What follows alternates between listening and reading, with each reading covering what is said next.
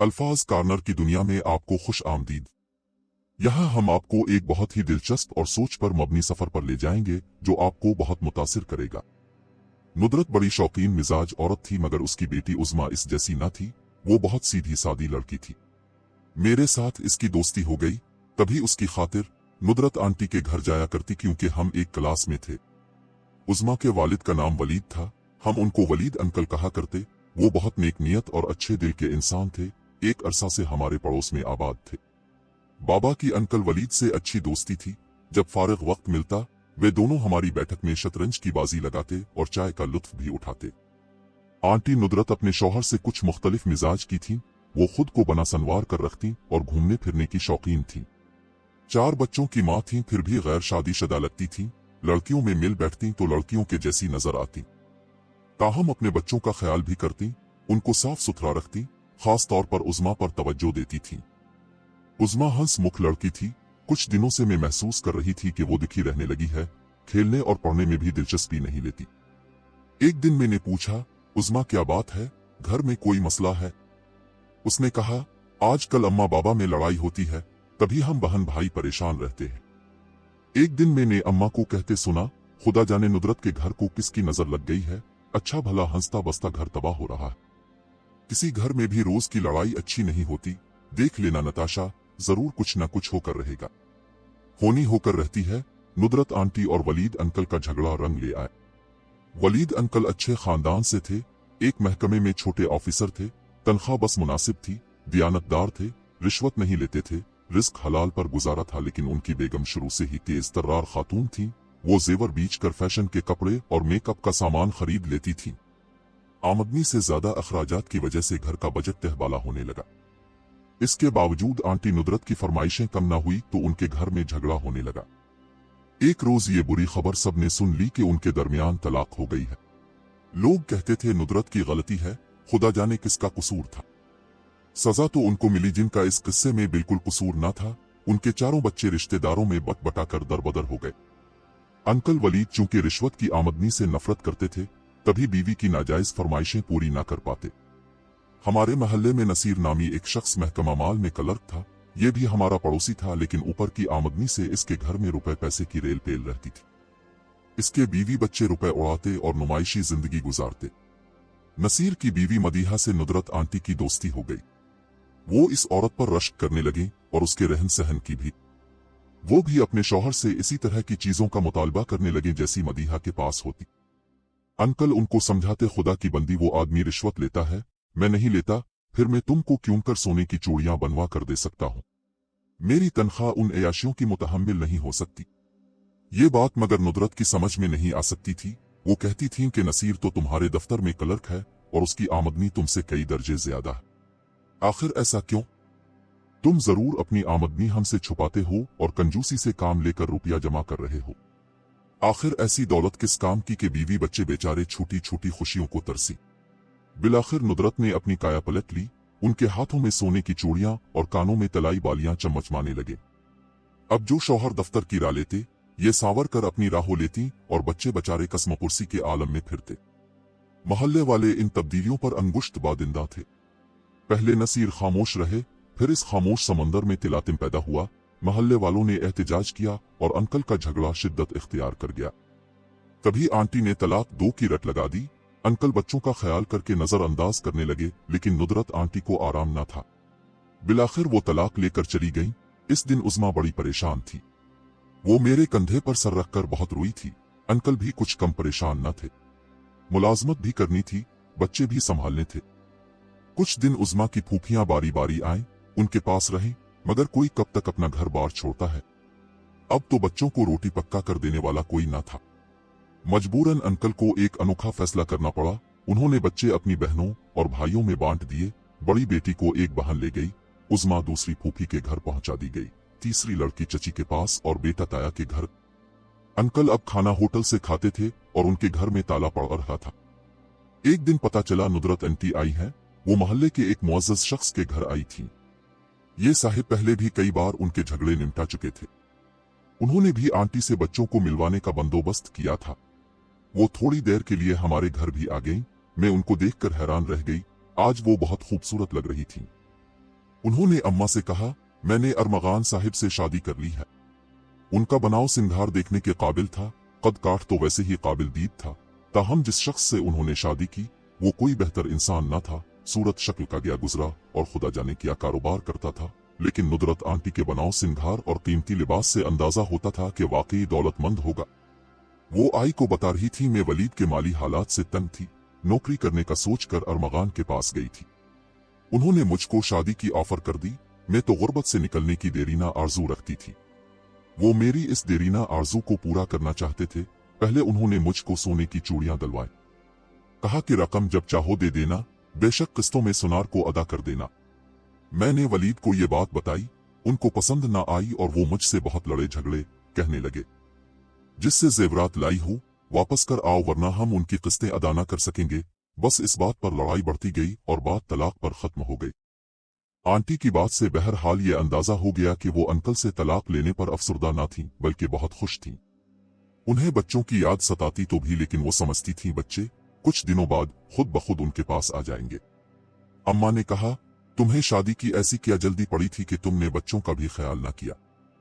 कहने लगे, मैं क्या करती, मेरे भाई और भाभी मुझे बोझ समझने लगे थे। कब तक उन पर बोझ बनी रहती। घर से कहीं मिलने मिलाने जाती, भाभी को एतराज होता। भाई से शिकायत लगाती कि ये खामखा घूमती है, घर में नहीं बैठती। इस पर भाई मेरे घूमने फिरने पर पाबंदियां लगाने लगे। उन्हें मेरे घर से निकलने पहनने ओढ़ने पर भी एतराज था। एक दिन मैंने जेवरात खरीदे, भाई को पता चला। उन्होंने भाई से कहा कि नुदरत से पूछो ये महंगे महंगे जेवरात कहां से लाती है। इस बात पर भाई ने बाज पर्स की। मुझे बुरा लगा।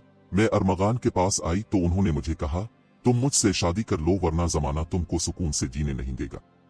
सुना है कि जिस आदमी से तुमने शादी की है वो पहले से शादीशुदा था। हाँ, वो शादीशुदा है और उसके 3 बच्चे भी हैं। इसकी बीवी ने एतराज नहीं किया। अम्मा ने सवाल किया। जब मुझसे शादी की खबर उसकी बीवी तक पहुंची, वो रूठ कर मैके चली गई। अब उनके बच्चे भी नाना नानी के पास हैं। आंटी ऐसी बातें करके चली गईं। अम्मा को उनकी बातों पर अफसोस हुआ। कहने लगे, अपने 4 बच्चे बर्बाद किए और अरमगान के 3 बच्चे तबाह किए। 2 घर उजाड़ कर फिर एक घर बसाया। अब देखो कि ये घर भी बसा रहता है कि नहीं। अरमगान के बच्चे किसी और शहर में रहते थे। वो बच्चों से मिलने जाते, ये भी साथ जाती। होटल में ठहरती, शॉपिंग करती। तब भी उनको एतराज था कि ये अपने बच्चों से मिलने क्यों जाते हैं और उनको खर्च वगैरह भी ज्यादा देते हैं। 2 साल बाद एक रोज हमने सुना कि अरमगान और आंटी नुदरत की बहुत लड़ाई हुई है। ये भी सुना कि अरमगान के पहले ससुर फौत हो गए हैं और उन्होंने वसीयत की है कि मेरी बेटी और उसके बच्चे इस वक्त तक अरमगान के पास नहीं जाएंगे जब तक वो अपनी दूसरी बीवी नुदरत को तलाक नहीं देगा। जब अरमगान अपने बच्चों से मिलने गए, उनके मामू ने ना मिलने दिया कि वालिद की वसीयत यही थी। अरमगान बच्चों से प्यार करता था। उसने आखिरकार अपने बच्चों को हासिल करने के लिए नुदरत को तलाक देने का फैसला कर लिया।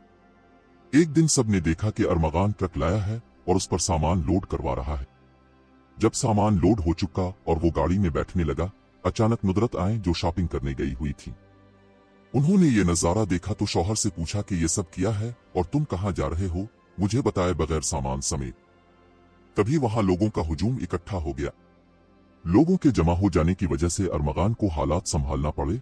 इस वक्त तो उसने नुदरत को साथ बिठा लिया और कहा, मैं तुम्हारे ही लिए तो शिफ्टिंग कर रहा हूँ एक नए बंगले में। तुमको इस वजह से न बताया कि सरप्राइज देना चाहता था, लेकिन अपने शहर ले जाकर उसको तलाक दे दी और खुद पहली बीवी के घर चला गया। अब नुदरत आंटी की जुर्रत न थी कि पहली बीवी के घर जाती। वो यकीनन उनको बेइज्जत करके घर से निकाल बाहर करते। कोई चारा न था वापस अपने भाई के घर वापस आ जाने की। एक रोज वालिद साहब एक दोस्त के तवस्सुत से अरमगान के पास गए। पूछा, जब तुमने इसको तलाक ही देनी थी तो शादी क्यों की? इसके बच्चे दरबदर हुए और वो बेचारी बेघर भी हो गई। तुमको इसका आसरा नहीं तोड़ना था। वो ऐसी औरत है जिसकी ख्वाहिशात के समंदर का कोई किनारा नहीं। इसको रोज एक नया जोड़ा चाहिए और जेवरात से इसका दिल नहीं भरता। हफ्ते में 2 बार शॉपिंग करने जरूर जाती है। जब तक रात का खाना होटल से न खाए, इसको जीने का लुत्फ नहीं आता। मेरा तो आधा कारोबार उसकी नजर हो चुका है, बाकी आधा रह गया है। इसको बचाना है वरना मैं भी बाकी ना रहूंगा। इस औरत में घरेलू औरत जैसी कोई सिफत नहीं है। अरमगान ने ये बातें कही तो बाबा को और भी अफसोस हुआ। अम्मा कहने लगे, नताशा के बाबा देखो तो सही, नुदरत को अपने जिगरगोशों का भी ख्याल नहीं आया। कल जब इसके बच्चे जवान होंगे अपनी माँ के बारे क्या सोचेंगे। अब क्यों अरमगान के पास गए, भाड़ में जाए ये दोनों, अम्मा बोली। वलीद मेरा दोस्त है, मुद्दत का पड़ोसी है, मुझसे इसका दुख देखा नहीं जाता, गमजदा रहता है बच्चों के लिए। सोचा नुदरत के हालात मालूम करूं, शायद उनके बीच दोबारा सुलह की कोई सूरत निकल आए। अब कहाँ होने लगी सुलह, तलाक हो गई, वो भी नुदरत ने खुद अपनी मर्जी से ली है। अब क्या दोबारा शादी करेगी वलीद से। वालिद साहिब अम्मा की बात सुनकर चुपके हो रहे। इस वाकये को बहुत दिन गुजर गए। फिर एक रोज हम ये देखकर हैरान रह गए कि आंटी आई है, बुरी हालत में के पहचानी न जाती थी। मामूली लिबास, बाल भी उलझे हुए, लगता था बहुत दुखी है। अम्मा ने हैरत से देखा, नुदरत ये तुम हो, क्या हो गया है तुम्हें। नताशा की अम्मा, बस न पूछो, कौन सा दुख नहीं है। सच कहूं तो दुनिया में किसी शय की कोई हकीकत नहीं। आज तजुर्बे ने मुझे ये सिखाया है कि दुनिया की दौलत भी मेरे पास हो तो वो मुझे खुशी नहीं दे सकती जो एक माँ को अपने बच्चों को गिले लगाकर हासिल होती है, बशर्ते के शौहर नेक हो। आज नुदरत रास्त पर आ गई है, मगर दुनिया की ठोकरें खाकर। अम्मा ने खुश होकर बाबा को आवाज दी, अब उनके दुखों का कुछ मुदावा करो, हम पड़ोसी हैं, आखिर हमारा भी तो कुछ फर्ज है और पड़ोसियों का हक होता। तुम वलीद को जाकर समझाओ कि वो नुदरत से दोबारा निकाह कर ले ताकि इसके बच्चे फिर से महवर पर आ जाएं। वालिद साहिब अम्मा की बात सुनकर दंग रह गए। कुछ देर सोचने के बाद बोले, अच्छा नुदरत से कहो मैं वलीद से बात करूंगा, शायद वो मुश्किल से मान जाए। वालिद साहिब ने अंकल वलीद से बात की, वो कहने लगे, अब ये मेरा मामला नहीं है, वो काफी सियाने हो गए थे। वालिद ने दोबारा कोशिश की, वो टाल मटोल कर गए। कुछ दिनों बाद उज़्मा मुझसे मिलने आई। अब वो काफी समझदार हो गई थी और 7वें का इम्तिहान दिया था। मैंने पूछा, उज़्मा क्या तुम्हारा दिल नहीं चाहता कि तुम्हारी अम्मा और बाबा फिर से एक हो जाए, तुम्हारा भी एक घर हो जहां तुम सब साथ रहो। वो कहने लगी, बहुत जी चाहता है, क्या बताऊं घर क्या होता है, अपना घर तो जन्नत होता है, लेकिन हमसे तो ये जन्नत कब की दूर हो गई है। दूसरों के घरों में रहने से जो ज़हनी अजियत से गुजरना पड़ता है वो सिर्फ मैं ही जानती हूँ, लेकिन क्या करे, मजबूरी है। तो फिर तुम अम्मा को लेकर आओ और तुम सब साथ रहो, ऐसा हो तो सकता है।